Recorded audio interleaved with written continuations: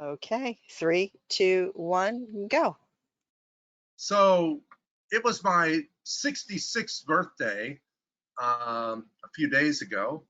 And thank you for all the messages, which I couldn't see because Facebook was deciding I didn't need to see them, I guess. I saw a few, but I really appreciate it. Um, but it got me thinking about, I've never liked birthdays. I've never liked, I think it's a, I think it's a problem in society to constantly be reminded about how old or how young you are.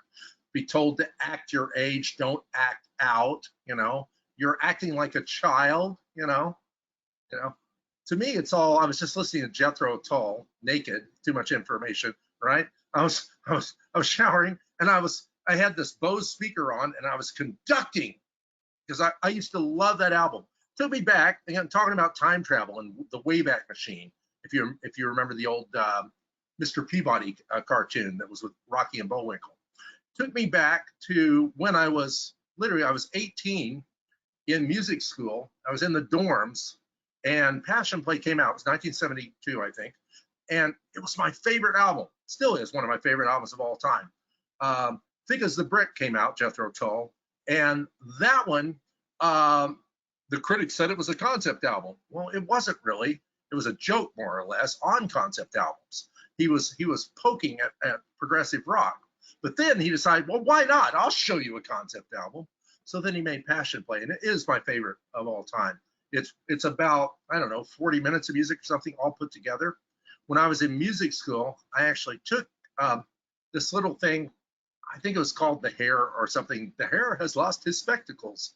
And I took the bass line for it, and I took the bass line and flipped it upside down and backwards. So it changed all the rhythms and changed the notes.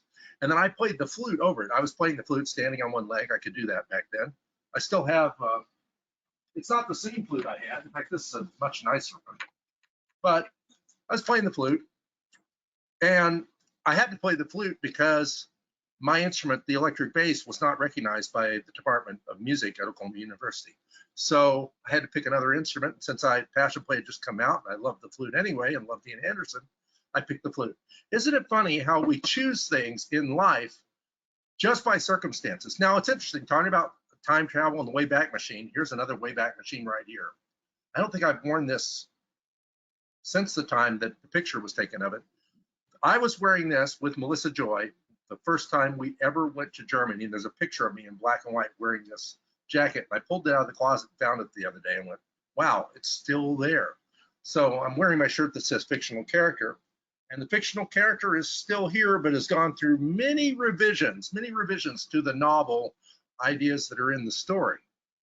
If you think of your life as a narrative, and it has its ups and its downs, it has denouement, it has its villains, protagonists, antagonists, right? Agonists, right? Catalysts. If you can look at it that way and let go of the idea that time exists at all, then you can become timeless and become a storyteller, maybe engage in a little coyote shamanism. I'll see you next week.